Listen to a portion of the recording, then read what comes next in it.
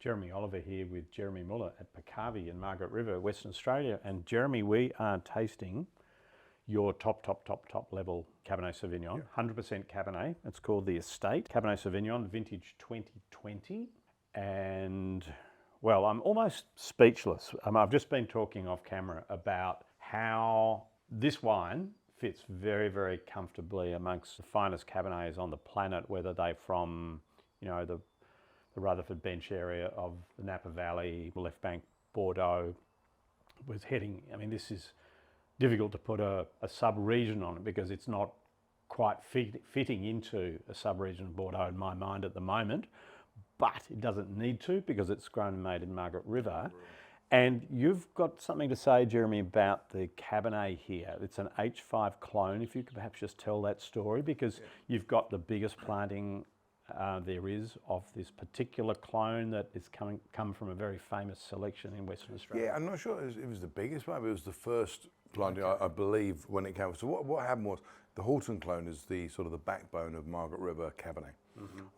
But what was interesting is a lot of people were finding out that there was a huge variation in some similar vineyards, or even people from their own vineyards, finding there were massive differences. And this is between vines in a single row. This is between vines, even on a single row. Yeah. And so people, I think it was Keith Mugford at Mosswood would have been the first person to, I think, realise this. And he started getting rid of the weaker vines, experimenting, and the people locally known that as the super selection. And so that was done. But then other people, and then the local ag department realised this as well. And so they did, I think it was like a 20-year study, checking the DNA, going through everything, and they actually figured out there's 22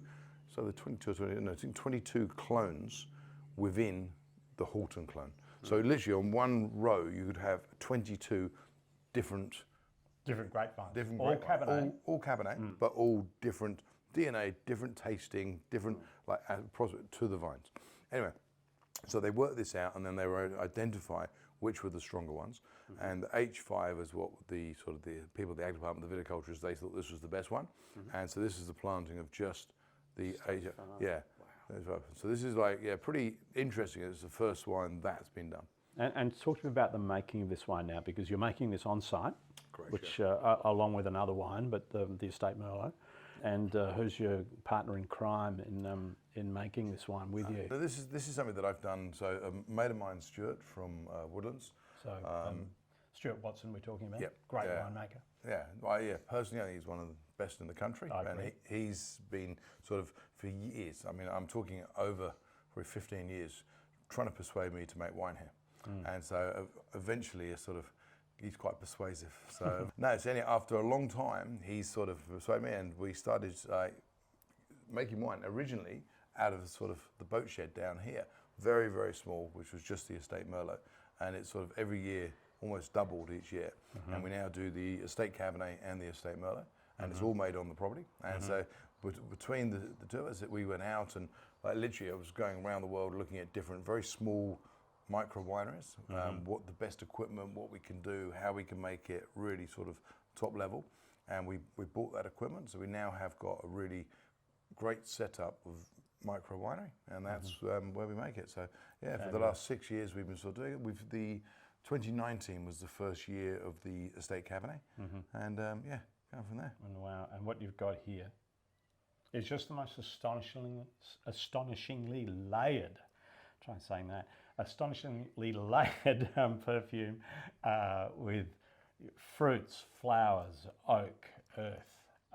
There's rock in these soils, and that's just contributing to a mineral character underneath here, but it's just the most fragrant, alluring scent of Cabernet. And then the palate itself is like silk. Yeah. But under that silky sort of vivacious length of the most extraordinary Cabernet flavour, you've got this wonderful fine undercarriage of drying fruit tannin.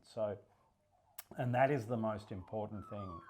And I think this is where the real quality of the winemaking comes through, because without that, this would be a fruit bomb that would last for 3, 4, 5 years. But with the structure it has, and with the oak integration that it has, and the balance that it has, this is a very long-term wine, even though it's already so easy to drink and enjoy. Approachable. Astonishing wine. Well done. Thank you.